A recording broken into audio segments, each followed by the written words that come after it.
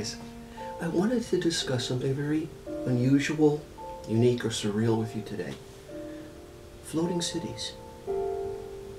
As you know, I come from a less orthodox family in a sense that we kind of just, as much as we embrace all of our great spirituality, we also are not afraid to embrace abstract thinking. I remember when I was a little boy, I must have been about 6 or 7, and I wasn't really quite the fan of coloring inside the coloring book. I wanted to draw my own drawings a lot. I felt that was too limiting even. Talk about coloring outside the box. I didn't even want the box. But I remember when the family got together, my mom and my Aunt Ruthie, a Gemini that I adored, and all my aunts were chit-chatting, and us kids were playing, and I was drawing. And of course, as little children are sometimes, they're great sponges. So sometimes adults can assume that children are not listening to what they're saying, but really they're picking up everything. And I was definitely one of those little kids. I could feel it, even if I wasn't listening to the words, which is a guy thing, really. We don't hear anything. But anyway, one thing I did, though, notice is there's my Aunt Ruthie holding court with a little Entenmann's cake and tea and her cigarette in those days. And I remember her saying, "You know, Madeline, I remember when I was a goat in Colorado long ago, and my little feet were click-clacking across the mountains. And when I'm gone one day, I want my ashes scattered over Colorado because, having visited it recently, I knew the whole town. I knew it immediately. I knew it without a map, where to go, and I obviously had been there before. So as I'm drawing, I was just thinking to myself, it's so interesting. The whole family's so interesting. There's no parameters. They're all so goodly. They're so sweet.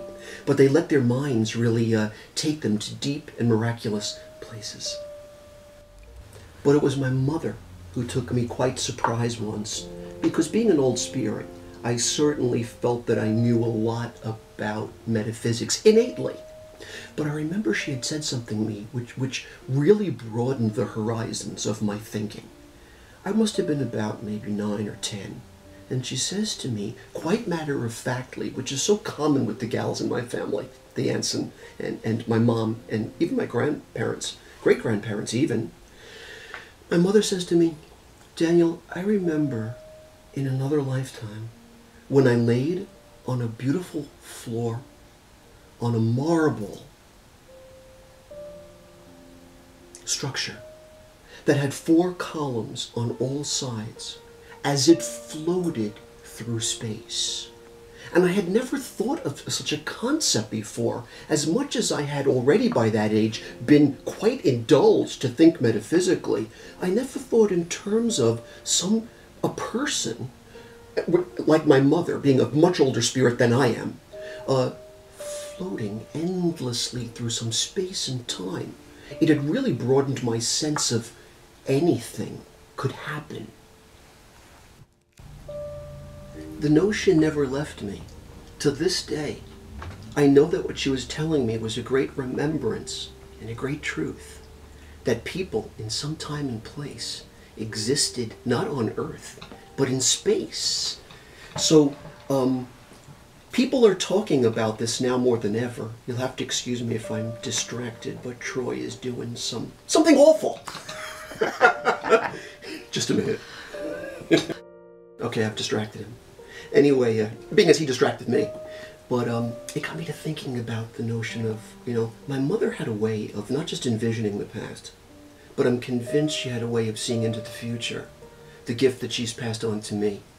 And surely, as the planet becomes overpopulated, which it inevitably will do, unless they stop us from recreating, we will have to consider things like biospheres on the moon, or on asteroids like Titan, one of the moons that has an atmosphere.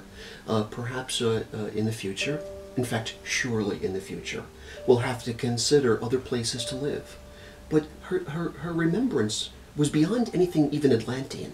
It was unearthly, and it really inspired me to think in terms of the collective consciousness is tapping into this style of mentality now, that there is a capacity for not just a singular person or a small group of people like a space lab, but perhaps many people, some sort of a metropolis that floats through space.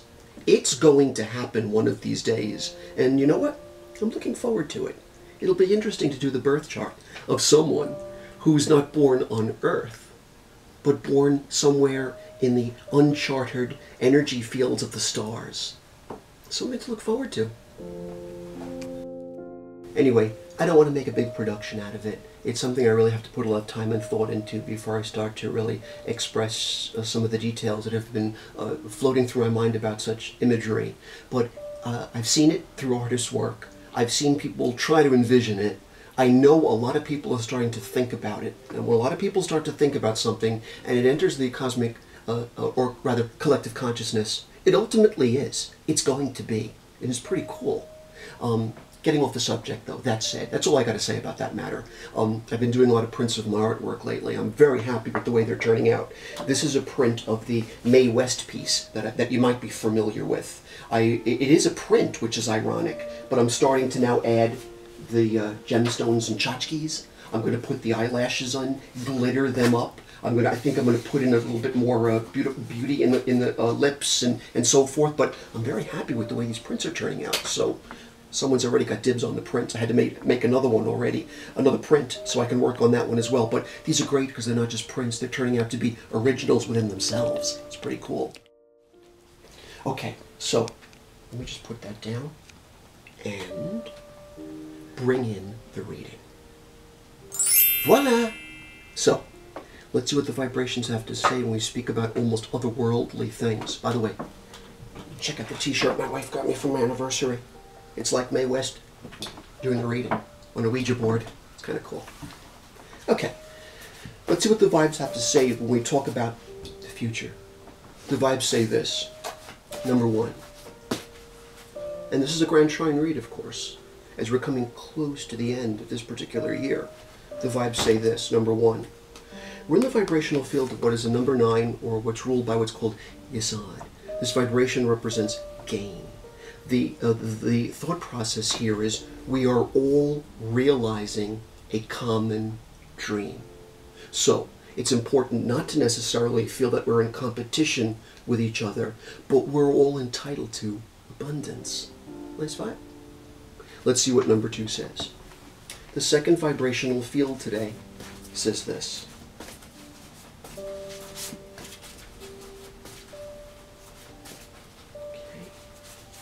Not ready yet. I'm doing this under a new moon. Sun and moon are both in Scorpio, so the energy fields want me to get right into that psychic wormhole of vibrational fields. They won't settle for anything less. This is a very powerful day. Alright, let's choose 2 first for this, because this vibrational field is just so common this year that it just has to come through. It's the vibrational field of gold. It's coming through because it's a golden rabbit year, so of course we're going to see vibrational fields that represent everything from alloy to again, abundance or gain. But let me take a look at what's falling with it, because that actually interests me more. I know the vibrational fields have to speak about the material world sometimes, but I'm more interested in what the plan is, how to get there. What is it trying to say?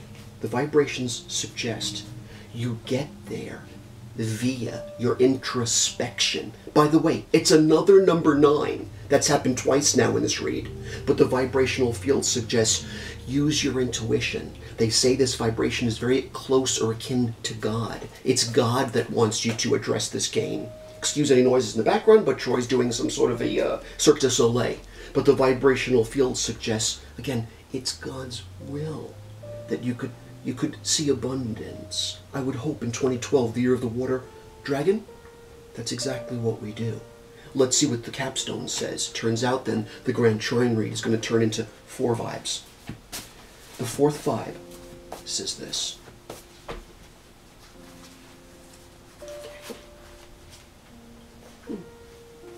Speaks about next year.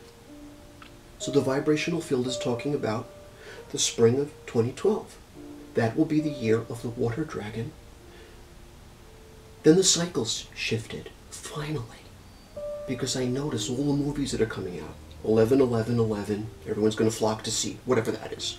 Or the movies they're going to be describing up until December 21st of next year, the end of times as we know it. But I'm much more concerned with, as you know from my other YouTube videos, the coming of the new age.